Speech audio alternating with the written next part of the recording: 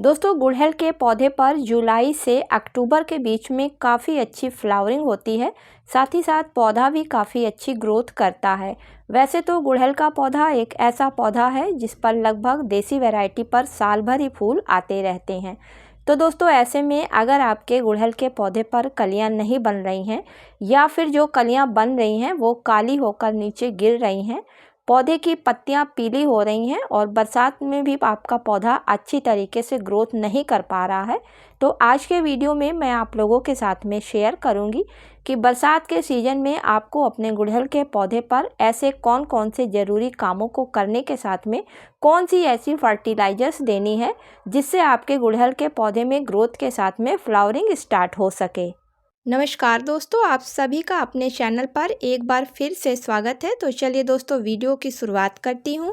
तो दोस्तों गुड़हल का पौधा देसी वैरायटी लगभग सभी के घरों में पाया जाता है और वास्तु के हिसाब से अगर इस पौधे को देखा जाए तो ये पौधा काफ़ी शुभ पौधों में गिना जाता है, क्योंकि इसके लाल फूल जो देवी देवताओं को चढ़ाए जाते हैं।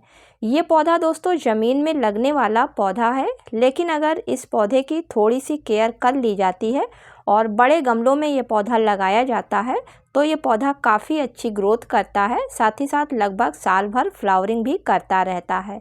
इसकी दूसरी वैरायटी हाइब्रिड वैरायटी होती है जो लगभग 10 इंच के गमलों में लगाने पर काफ़ी अच्छी तरीके से सर्दियों के मौसम में फ्लावरिंग करती है। तो चलिए दोस्तों जान लेते हैं कि जुलाई के महीने में गुड़हल के पौधे पर ऐसे कौन से कामों को करना है जिससे गुड़हल का पौधा आपका ज़्यादा फ्लावरिंग कर सके और अच्छी ग्रोथ को पा सके।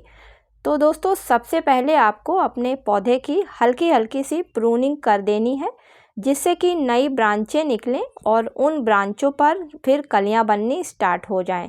क्योंकि पौधा जब काफ़ी बड़ा हो जाता है और उसकी ब्रांचें पुरानी हो जाती हैं तो उन पर फूल नहीं आते हैं।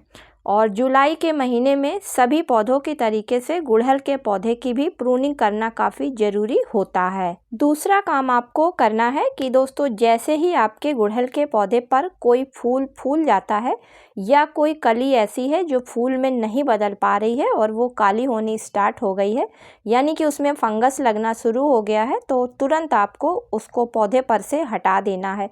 क्योंकि अगर आप ऐसा नहीं करेंगे तो आपके पौधे में फिर वो नीचे ज़मीन में मिट्टी में गिरेगा और धीरे धीरे पौधों में फिर फंगस पकड़ लेगी।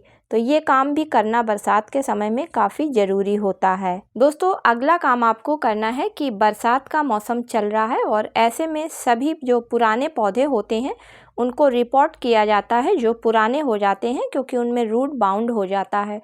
और जब किसी पौधे में रूट बाउंड हो जाता है तो उस पौधे की वहीं से ग्रोथ रुक जाती है, साथ ही साथ उस पर फ्लावरिंग आनी बंद हो जाती है। तो ऐसे में ही अगर आपका गुड़हल का पौधा लगभग 1 से 2 साल एक ही गमले में है तो आप तुरंत उसको रिपोर्ट कर दें। जैसे ही वो नई मिट्टी को और फर्टिलाइज़र को पाएगा, बरसात के सीज़न में उस पर फ्लावरिंग होनी स्टार्ट हो जाएगी। अगली चीज़ है आप पौधे को पूरे दिन की धूप दिखाएं, क्योंकि कम धूप में पौधे पर फ्लावरिंग नहीं होती है और पौधा भी अच्छी तरीके से ग्रोथ नहीं करता है। साथ ही साथ हफ्ते में एक बार आप नीम ऑयल का अच्छी तरीके से पौधे पर स्प्रे ज़रूर करें, क्योंकि बरसात के सीज़न में कई तरीके के इंसेक्ट गुड़हल के पौधे पर लग जाते हैं। बरसात के सीज़न में या किसी भी सीज़न में दोस्तों अगर आपके गुड़हल के पौधे पर फूल नहीं आते हैं या कलियां जो बनती हैं वो पहले ही काली होकर नीचे गिर जाती हैं, तो हो सकता है आपके पौधे की मिट्टी में माइक्रो न्यूट्रिएंट्स की कमी हो। क्योंकि जब माइक्रो न्यूट्रिएंट्स की कमी हो जाती है तो पौधे पर फूल नहीं आते हैं। तो समय समय पर आप अपने पौधे को फर्टिलाइज़र बदल बदल कर देते रहें, क्योंकि गुड़हल का पौधा एक हैवी फीडर प्लांट है। तो चलिए अब देख लेते हैं कि गुड़हल के पौधे को आज कौन सी फर्टिलाइज़र देनी है। तो दोस्तों चूँकि गुड़हल का पौधा एक हैवी फीडर प्लांट है और इसको जब भी फर्टिलाइज़र दी जाती है तो 2 फर्टिलाइज़र से अधिक फर्टिलाइज़र दी जाती है। तो यहाँ पर सबसे पहले आप गमले की मिट्टी की अच्छी तरीके से गुड़ाई कर लें। किसी भी तरीके का कोई खरपतवार हो तो उसको हटा दें।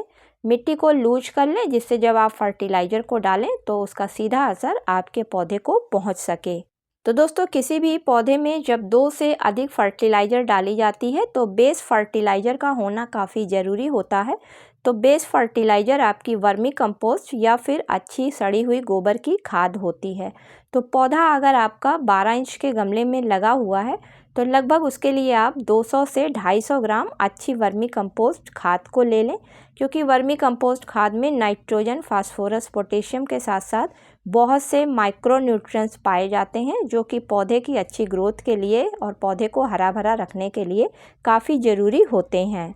अब दूसरी फर्टिलाइज़र आप 2 चम्मच से 3 चम्मच के बीच में चाय वाले नीम खली के पाउडर को ले लें। तो दोस्तों नीम खली का पाउडर भी बहुत अच्छा नाइट्रोजन का सोर्स होता है, साथ ही साथ ये एंटी फंगस और एंटी बैक्टीरियल भी होता है, और जब इसका पौधों पर इस्तेमाल किया जाता है तो पौधों की मिट्टी में किसी भी तरीके की फंगस या फिर कीड़े मकोड़े नहीं लगते हैं।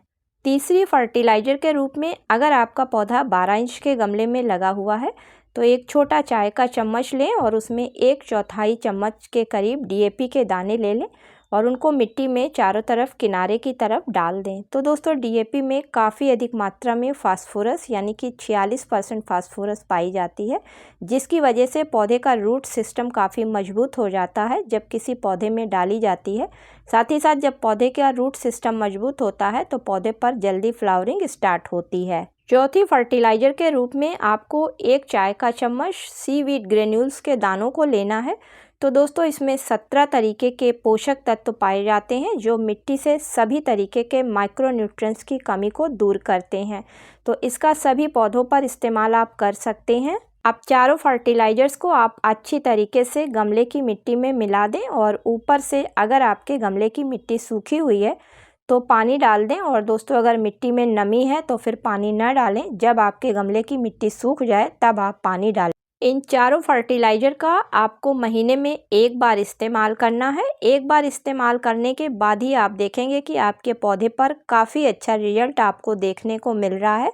इसके बाद दोस्तों जैसे ही आपके पौधे में कलियां बननी स्टार्ट हो जाएं तब आप 1 चम्मच के करीब पोटास फर्टिलाइज़र को लें और उसको गमले की मिट्टी में चारों तरफ धीरे धीरे करके मिला दें, या फिर ऑर्गेनिक फर्टिलाइज़र के रूप में आप अगर आपकी तरफ बरसात नहीं हो रही है तो जब मिट्टी सूखी हुई हो तो बनाना पील फर्टिलाइज़र को 15 दिन के अंतर पर डालें तो आपके पौधे पर ढेरों कलियाँ बननी स्टार्ट हो जाएंगी।